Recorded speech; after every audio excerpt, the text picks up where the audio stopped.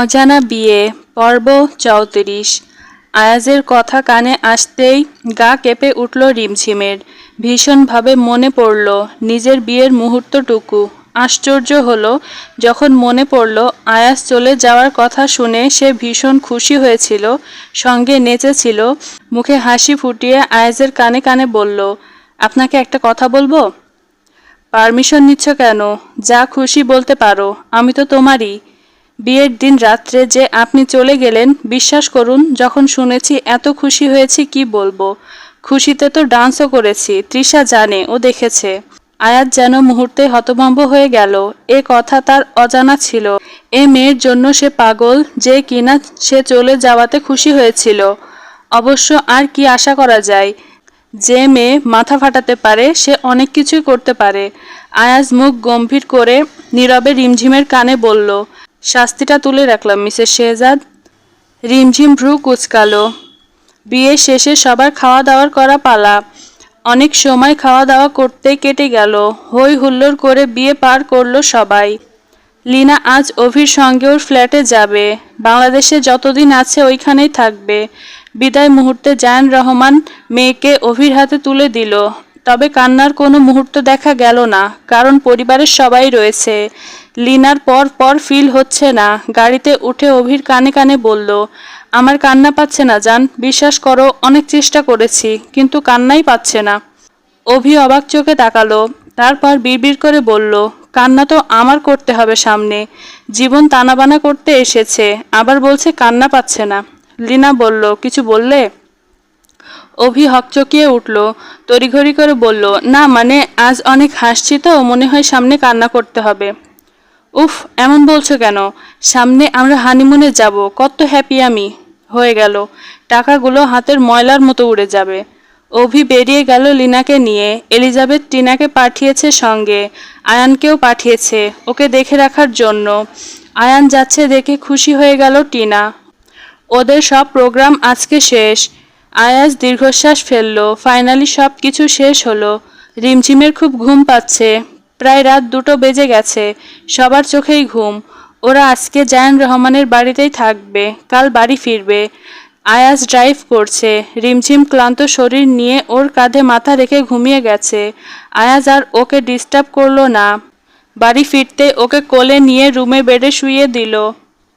অভি লীনার বিয়ের কয়েকদিন কেটে গেছে। লীনা এখন অভির সঙ্গেই রয়েছে। আয়াজ, রিমঝিম, আয়েশা, তৃষা, আয়ান ওরা বাড়ি ফিরে গেছে। সবার ব্যস্ত জীবন কাটছে। আজ বিকেলে তীব্র অভির বাড়িতে গেছিল। দুইজনে একসঙ্গে কাজ করছিল।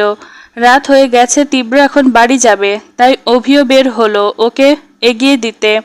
ওকে দেখতে রাস্তার পাশের ওই দোকানদার অভিকে ডাক দিল। অভি যেতেই বলল, তুমি যে বললা ওই দাদাবাবু এখনো অবিবাহিত, বলছি আমার মেয়েকে আর কয়দিন বসিয়ে রাখবো? দাদাবাবুকে নিয়ে একদিন আসো, বিয়ের কথাবার্তা আগাই। তীব্র এক পাশে দাঁড়িয়ে ফোন স্ক্রল করছে। মূলত তৃষা মেসেজ দিয়েছে, তারই রিপ্লে করছে। অভি হক চকিয়ে উঠল। এ শালা মনেও রেখেছে এতদিন, এত সিরিয়াস? তীব্র শুনলে এখনই ওকে মেরে পুঁতে দিবে। দোকানদার চাচাকে বলল, চাচা, আমার বন্ধু ঠিক করেছে ও চিরকুমার থাকবে, বিয়ে শাদী করবে না। কত করে বুঝালাম, বুঝলই না, সন্ন্যাসী হতে চাচ্ছে। আপনাকে আরো ভালো ছেলে খুঁজে দিব। দোকানদার চাচা এক পাশে তীব্রকে দেখে অভিকে আস্তে করে বলল, গোপন সমস্যা আছে নাকি? থাকলে বলতে পারো, আমার কাছে এক লোক আছে, হারবাল বিক্রি করে।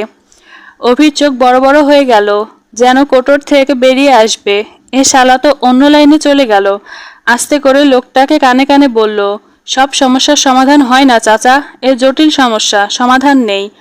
আপনার মেয়েকে বিয়ে দিয়ে বিপদে পড়বেন না। ওর একটু মাথায়ও সমস্যা আছে, বুঝলেন? ভালোই ভালোই, আর ওর নাম নিবেন না।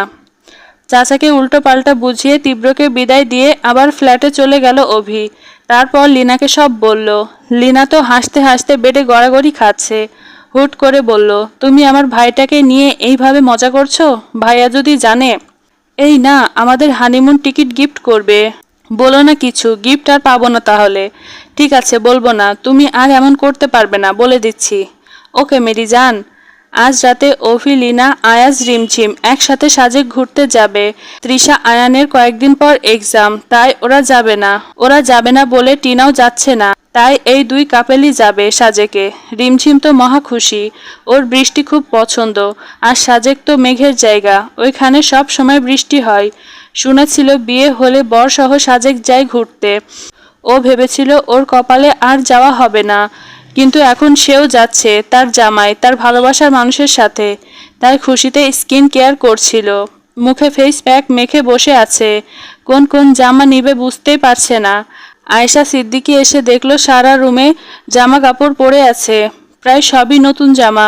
রিমঝিম মাকে দেখে কাঁদো কাঁদো গলায় বলল, মা দেখো না, আমার কোনো জামাই নেই, আমি কি পরে যাব? আয়েশা সিদ্দিকী এলোমেলো জামা গুছাতে গুছাতে বলল, তোদের জামা কাপড় থাকে না কোথায় যাওয়ার সময়? এই যে এতগুলো জামা, তারপরে বলছিস জামা নেই? দেখি সর, আমি ব্যাগ গুছিয়ে দিচ্ছি। রিমঝিম ওয়াশরুমে চলে গেল। মামনি এখন গুছিয়ে দিবে, সো নো টেনশন। ওরা সকাল সকাল বের হবে একদম। আয়েশা সিদ্দিকী রিমঝিমের ব্যাগ গুছিয়ে দিল। রিমঝিম ওয়াশরুম থেকে বের হলে আয়েশা সিদ্দিকী বলল, কমফোর্টেবল ড্রেস পরে যাবি, অত ভারী জামা পরতে হবে না। টি শার্ট নাইট ড্রেস দিয়ে দিয়েছি, রাতে ওগুলো পরবি, বাকিগুলো টপস জিন্স দিয়েছি। রিমঝিম আয়েশা সিদ্দিকীকে জড়িয়ে ধরে বলল, আমার লক্ষ্মী মা, কত ভালো তুমি, আই লাভ ইউ। হয়েছে, পাম্প দিতে হবে না। আয়াজকে ফোন দে, রাত হয়ে গেছে, বাইরে বাইরে ঘুরছে কেন? আমি নিচে যাচ্ছি, খাবার খেতে আয়।